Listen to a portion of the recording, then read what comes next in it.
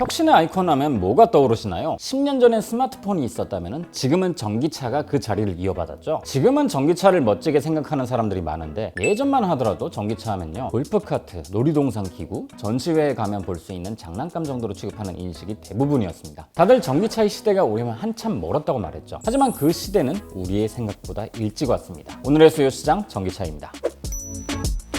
전기차는 사실 생각보다 일찍 탄생했습니다. 1840년대 미국과 영국에서 전기로 움직이는 차를 발명한 거죠. 하지만 당시의 배터리 기술로는 충전이 불가능해서 제대로 된 전기차라고 하기 힘들었습니다. 1859년에서야 프랑스의 가스통 플랑테가 충전이 가능한 납축전지를 발명하면서 전기차의 길이 열리기 시작했죠. 그리고 이 납축전지를 활용한 전기차가 1881년에 등장했고요. 1884년 영국의 발명가 토마스 파커가 만든 전기차는 모터와 배터리, 공학적인 발전을 빼면은 지금의 전기차와 크게 다르지 않은 수준에 이릅니다. 당시 내연기관 자동차 또한 비슷한 시기에 발전을 했습니다. 1872년에 상업용 내연기관이 등장하고 1879년에 카를 벤츠가 제대로 된 가솔린 엔진을 개발하면서 기술적 배경이 갖춰졌죠. 그리고 이 엔진으로 1886년에 벤츠가 내연기관 자동차의 상업 생산을 시작했고요. 하지만 당시 기술력으로 가솔린 내연기관차는요, 구조도 복잡하고 매연도 많이 배출하고 진동과 소음도 큰 결점투성이 차였습니다. 반면 전기차는 엔진도 단순하고 복잡한 변속 장치도 필요 없고 조작도 간편하다는 강점이 있었고요. 그래서 포르쉐의 창립자인 페르디난트 포르쉐가 1898년에 처음 만든 자동차도 전기차였죠. 기반 기술과 자동차 모두 전기차가 내연기관보다 앞서 있었던 것뿐만 아니라 기술적 장점과 활용이 있어서도 우위였던 거죠. 그런데 이런 상황은요, 저렴해진 가솔린 덕분에 해결됩니다. 19세기 후반부터 전 세계에서 유전 개발이 본격화되면서 가솔린 또한 매우 저렴하게 공급됐거든요. 이와 함께 내연기관 기술의 발전으로 전기차는 점점 그 자리를 잃어갔습니다. 그리고 포드의 모델 T가 여기에 쐐기를 박았죠. 전기차가 다시금 제대로 된 자동차로 등장하는 데는 100년의 시간이 걸립니다. 20세기를 거치면서 자동차 업계는 내연기관을 극한까지 발전시킵니다. 이 효율이 너무나도 좋았기 때문에 기존의 자동차 제조사들은 아무도 전기차를 거들떠보지 않았어요. 제대로 만드는데 기술적 한계가 명확하고 수요도 많지 않다고 봤거든요. 중간중간 시험용이나 상업용으로 소형 전기차를 출시했지만 대부분 팔릴 만한 디자인과는 거리가 멀었습니다. 이러한 상황을 테슬라가 뒤바꿉니다. 전기차는 애들 장난감이다 라는 인식을 누구나 갈망할 만한 멋진 차로 바꾸겠다고 했죠. 그게 바로 테슬라의 첫 자동차였던 로드스터입니다. 스포츠카라면 누구나 혹할 만하니까요. 이 전략은 성공했고 로드스터는 극찬을 받으며 불티나게 팔려나갔습니다. 하지만 이런 전기 스포츠카는 소수의 부자들만 가지는 수집용 차량으로 끝날 수도 있죠. 그래서 테슬라는 여기서 더 나아가 대중이 원하고 대중이 구매할 수 있는 그런 자동차를 만드는 걸로 방향을 틀게 됩니다. 그렇게 등장한 게 바로 모델 S였죠. 이 모델 S의 성공 이후 모델 X와 모델 3로 이어지면서 소비자들도 전기차를 다시 바라보게 되었고 기존의 자동차 업계도 전기차에 대한 태도를 바꾸게 됩니다. 내연기관 자동차의 대표 브랜드 중 하나인 BMW조차 전기차 시장에 뛰어들었고요. 그렇다면 이 내연기관의 거인이 보는 전기차 시장은 어떨까요? BMW의 공식 딜러인 도이치모터스의 이야기를 들어보겠습니다.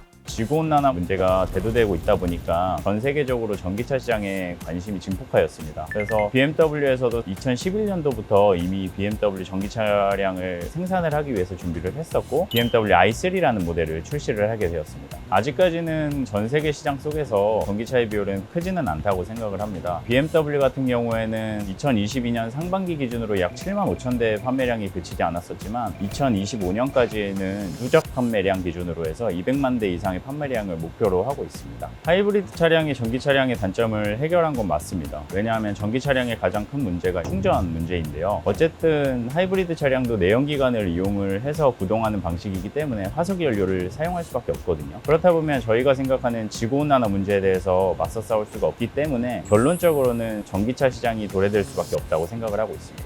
오늘 보여주실 BMW 전기차 모델은 뭔가요? BMW에서 최신 기술의 집합체인 iX50이라는 모델입니다. I는 인텔리전트의 약자라고 봐주시면 좋으실 것 같고요. 뒤에 붙어있는 X는 SUV에 많이 표현되는 명칭입니다. 전기 차량에서 가장 무거운 부분을 차지하는 게 배터리거든요. 저희가 설계적으로 제작을 할 때 가장 하단부에 장착이 되어 있습니다. 무게중심을 낮춤으로써 기존 내연기관의 차량의 익스피리언스한 드라이빙 자체를 충분히 가져올 수 있었다고 생각을 합니다. 완충 시 몇 킬로 정도 가나요? 대원상으로는 447km 정도 운행을 하실 수가 있는데 실질적으로 타시는 분들의 분의 얘기를 들어보면 50에서 100km 정도는 더 타시더라고요. 이 차는 제로백이 몇 초 정도 되나요? 4.6초에 불과합니다. 스포츠카 M2 차량이나 M5 차량 같은 경우 비교해봐도 3초대에서 4초대 후반대 그 사이 정도 됩니다. 굉장히 시원시원하게 운전을 하실 수가 있을 것 같습니다. 보통 1년 유지비가 얼마나 나오나요? 서울에서 부산 정도 가실 때 편도 한 기름값 그래도 5만 원에서 10만 원 정도는 쓰시잖아요. 근데 전기 차량 타고 가시면 충전하시는 비용으로 따져보았을 때 15,000원?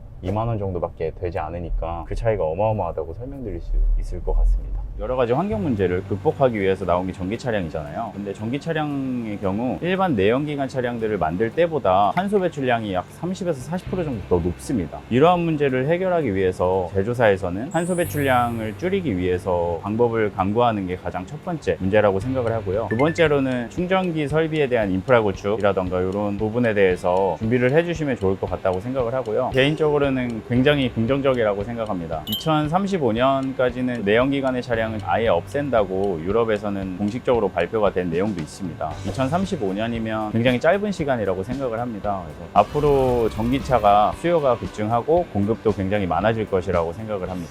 불과 10년 전만 하더라도 대부분의 사람들이 전기차에 회의적이었지만 지금은 모두 전기차가 현실이자 예정된 미래라고 이야기합니다. 내연 기관을 탑재한 자동차가 설 자리는 갈수록 좁아지고 있기 때문이죠. 원래 자동차 생산자들도 소비자들도 환경 이슈에 그닥 신경을 쓰지 않았습니다. 소비자들은 친환경성이 중요하다고 하지만 실제 구매에서 친환경성 관련 키워드는 검색조차 하지 않습니다. 그나마 연비가 사람들이 자동차 구매에 있어서 친환경에 관심을 가질 이유였죠. 하지만 탄소 배출로 인한 기후변화가 직접적인 위협이 되기 시작하면서 각 나라별로 탄소 배출량을 줄이고자 하는 단계로 나아가기 시작했습니다. 여기서 나온 게 바로 그 유명한 넷제로죠. 이러한 움직임이다 보니 탄소 배출의 직접적인 원인이 되는 자동차 업계도 전에 없던 강력한 환경 규제가 적용되기 시작했습니다. 연비 규제와 무공해 자동차 의무 판매 제도와 같은 것들이죠. 그리고 각국 정부에서도 탄소 저감에 도움이 되는 전기 자동차의 보급에 많은 제도적 지원을 하고 있고요. 이러니 저러니 해도 현재 탄소 배출의 주 원인으로 지적받는 내연기관 자동차는 갈수록 그 자리가 좁아지고 있는 겁니다. 바로 이러한 배경이 BMW도 전기차 시장에 뛰어든 이유라 할 수 있겠죠. 물론 전기차도 전기 생산을 위해 탄소 연료를 쓰면 그게 친환경이 맞나? 이런 비판이 있긴 합니다. 하지만 오염물질 배출과 저감의 부분에 있어 각 내연기관차가 직접 가솔린을 연소해서 배출하는 것보단 발전소가 일괄적으로 연소하고 탄소 저감을 하는 것이 훨씬 효율적이란 점을 부정할 수는 없죠. 어쨌거나 지금은 조금이라도 탄소 배출을 줄이는 것이 중요하니까요. 테슬라의 등장으로 전기 자동차의 시대는 20년 빨리 시작되었습니다. 그리고 테슬라가 연 이 시장을 기존의 자동차 메이커들도 참여하여 같이 확장시키고 있고요. 현대차와 기아차 같은 대중적인 브랜드뿐만 아니라 람보르기니나 페라리 같은 업체들 또한 전기차 생산을 선언했습니다. 지금 우리가 보고 있는 건 시작에 불과하죠. 초기엔 조잡하고 문제점이 많던 내연기관 자동차가 100년의 시간 동안 엄청난 발전을 했던 것처럼 전기차도 얼마나 더 크게 성장하고 변화할지는 유심히 지켜봐야 할 것 같습니다. 투자와 경제를 이해하기 위해서는 산업과 시장을 주목해야 합니다. 영상이 마음에 드셨다면 좋아요와 구독 부탁드리고요. 그럼 다음 수요일에 새로운 시장에 대한 이야기로 찾아뵙겠습니다. 안녕히 계세요.